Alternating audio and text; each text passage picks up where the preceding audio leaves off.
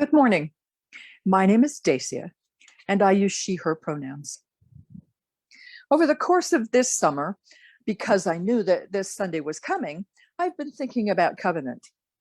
Starting from my childhood experience, my thinking about covenant began with a focus on that which was primarily churchy, being mostly Noah and weddings. In the Genesis story of Noah's Ark, God is so disappointed in human beings that he sends a great flood, and only those on Noah's Ark will survive. Read through the Noah story sometime. The description of the destruction is truly grim. So grim that God recognizes that he made a mistake and sends the rainbow as a promise that never again will he bring such total destruction. This is the first covenant, God promising to manage his emotions better and not bring destructions, and humans recognizing the rainbow as a promise of renewal. The other really familiar covenant in my childhood, at least, was the vows of a wedding ceremony. I grew up in a Methodist church, and the entire congregation was invited to every wedding ceremony. And there was cake and punch downstairs after the service. It was years before I found out that a more private reception usually followed the all-church gathering. I always thought that the vows and the "hereto I pledge thee my troth" of the ceremony were especially beautiful.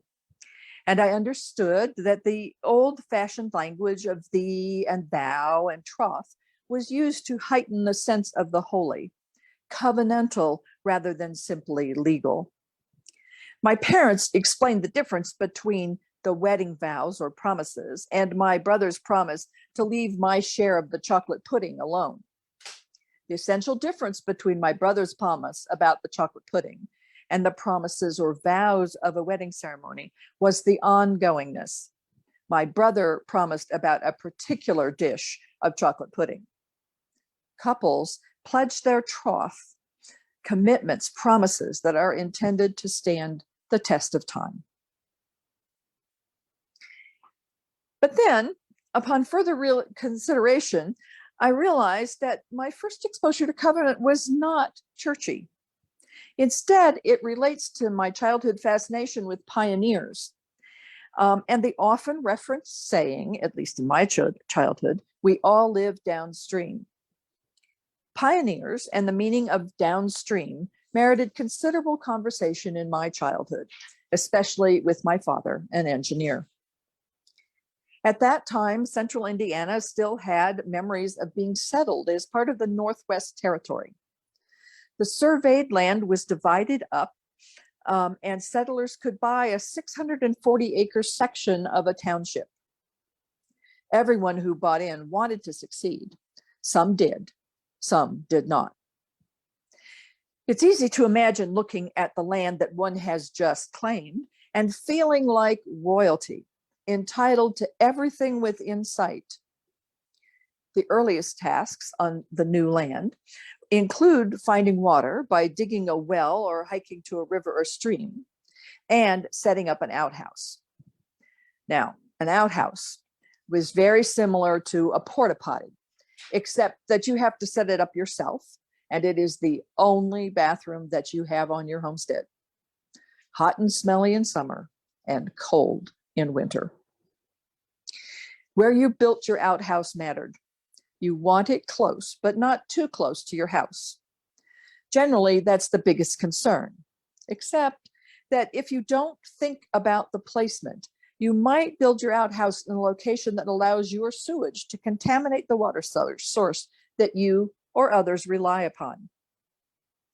Failure to properly locate the outhouse could result in illness for you and your family, as well as a visit from other settlers in the area who want to make it clear that each of them and you are responsible for protecting the source of fresh water for everyone. Meaning that because your outhouse does not contaminate your own drinking water, does not guarantee that it won't contaminate drinking water for others who are downstream. According to my memory of my father's stories, the visiting/complaining neighbors had two ways of responding. First, they would point out the problem and offer to help relocate the problematic outhouse. However, if the owner was taking his royal domain too seriously to be interested in those who are downstream and refused to care, then the offending outhouse would be torn down and the owner left to rebuild on his own. Now, I could see some holes in this rendition, but in my father's story, one or the other of these solutions always worked. And I remember long conversations with my father explaining how water flows and how to pay attention to where you build an outhouse. And he explained that we all live downstream. We might not live downstream in terms of water, but there are other ways that we have to take care of each other, even when we are strangers. All of this, I now realize, is in some ways a conversation about covenant, a somewhat informal agreement, a commitment to respect the well-being of others. As the summer continued, my reflections on covenant and the well-being of others began to remind me of a kaleidoscope. You remember the cylinder, you hold it up to your eye, it has a little eye hole, and you turn the other end and you get an ever-changing, it's not really a picture, it's designs made by colored stones that create beautiful patterns when you look through the eye hole of the kaleidoscope. It's really beautiful. And in my case, I found examples of covenant in previously unexpected places, rather like looking through a kaleidoscope. To give you a sense of my kaleidoscopic experience, I'm going to touch briefly on a number of my unexpected, oh, look, examples of covenant. Oh, look, traffic rules. Most of the time, we follow the rules of traffic. Why? We want to travel safely to our destinations. Accidents do happen, but rarely on purpose. Oh, look, food safety, mostly legal. We rely on restaurants and delis and salad bars to follow food safety rules. Why? We all enjoy the opportunity to eat away from home, and we want that experience to be safe. Oh, look, BC or BCE.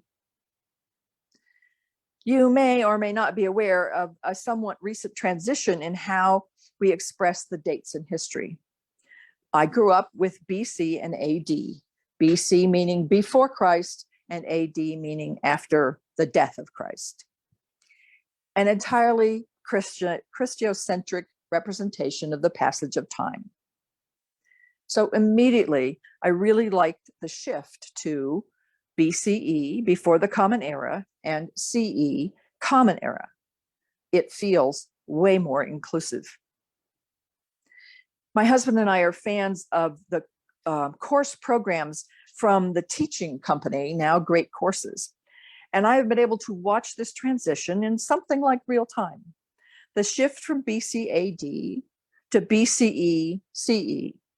I have also seen the professors who refuse to make the shift, saying things like, oh, it's too cumbersome, or I've always done it BCAD, and why change what works? This resistance has made me sad because shifting to a more inclusive description of time is more respectful of those who don't organize their lives around Christianity, which is much of the world.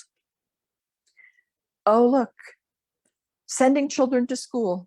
We send our children to school with the expectations that the teachers, staff, and administration will have the best interests of our children at heart, and that our child or children will gather the learning necessary to navigate future learning and eventually adult life.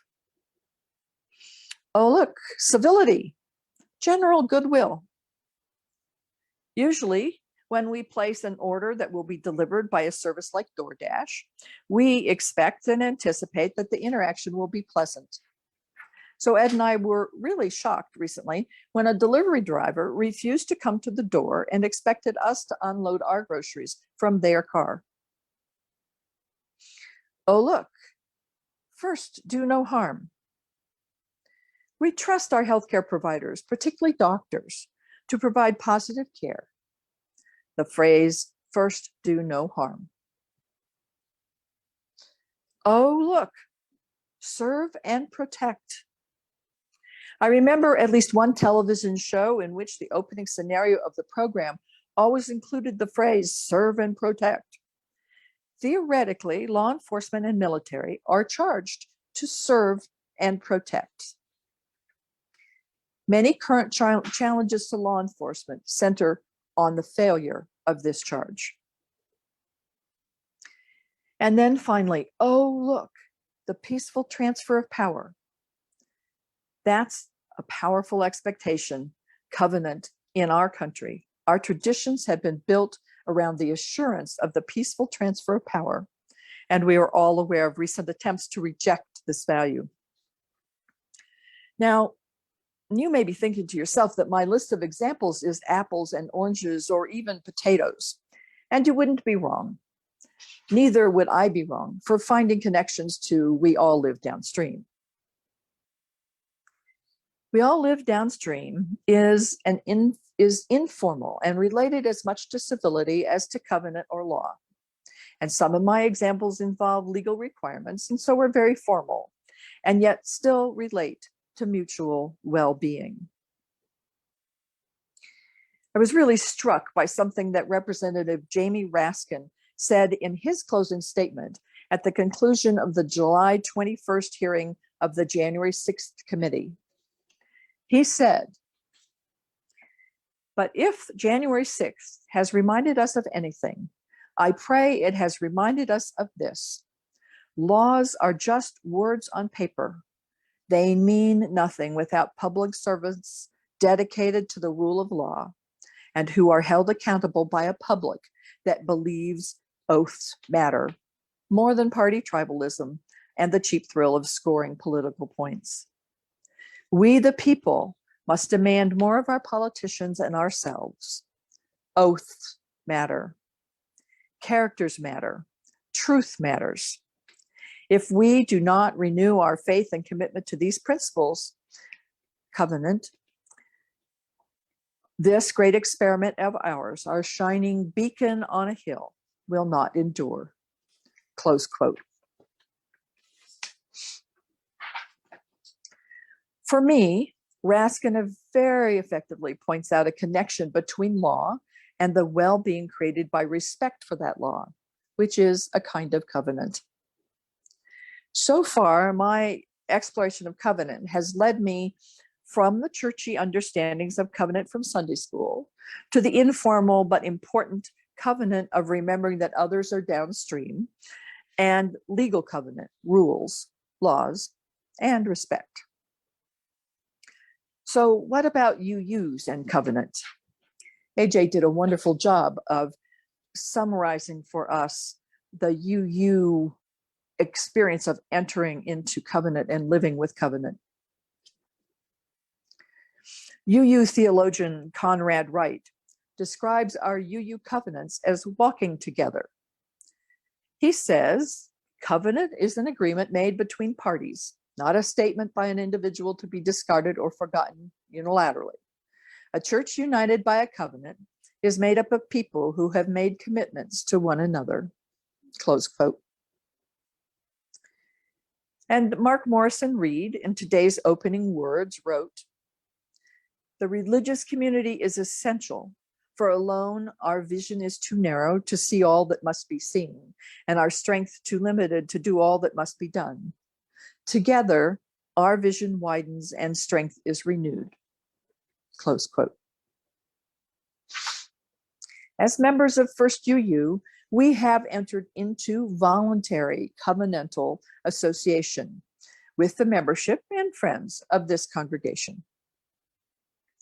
Our congregation, First UU, is in voluntary covenantal association with the Unitarian Universalist Association of Congregations, the UUA. In our voluntary association, we guide ourselves and our congregations through covenant. The Reverend Richard Fuchs, reflecting on covenant within the UUA bylaws, wrote, quote, Please note that what you have before you is a covenant, not a doctrinal catalog of religious beliefs. A covenant, in distinction to a creed, is a voluntary agreement between parties that states the basis of the relationship, its purpose and intent, and which spells out the terms upon which the relationship will proceed. A covenant does not have the force of law, but of conscience. Close quote.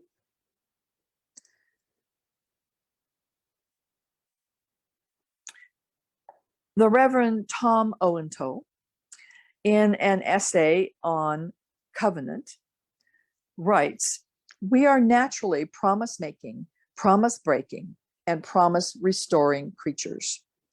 Our theological mission is not orthodoxy, which is shared beliefs, or even orthopraxy, shared rituals and practices, but what Commissioner Jim Casebolt coined to be orthovotomy. Orthovotomy is my pronunciation of this word, meaning shared vows, doing everything we can to sustain mature vows, and when we break them, to repair them." Close quote.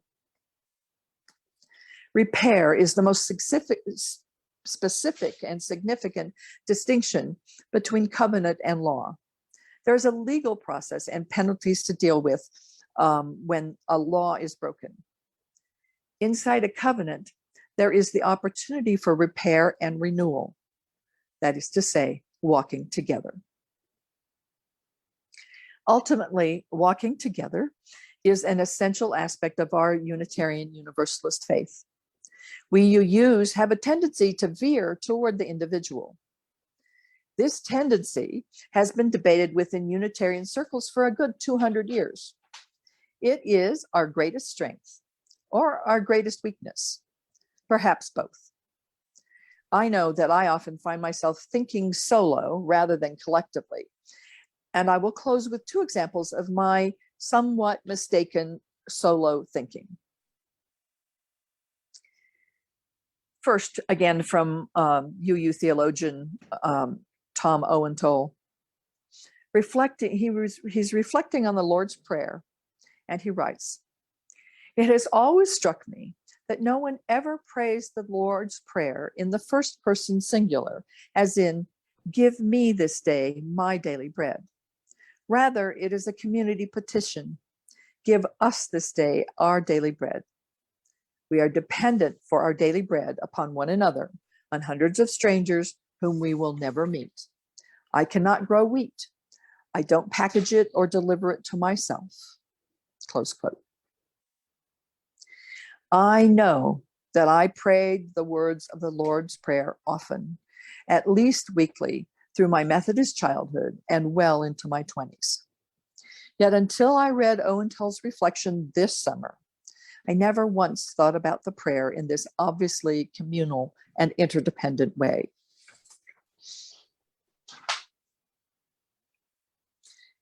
Our postlude this morning is one of my favorite hymns, the Joyce Poley song, "When Our Heart is in a Holy Place."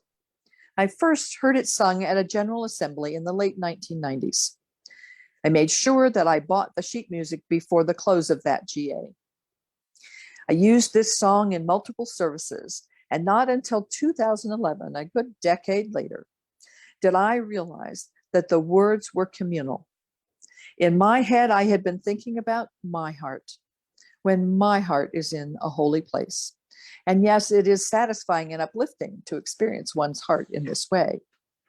But the song is not about my heart, or even your heart, or our hearts. It is about our heart, singular. It is our hearts and minds and actions together in covenant that create our heart, that fulfills and brings our covenant to life.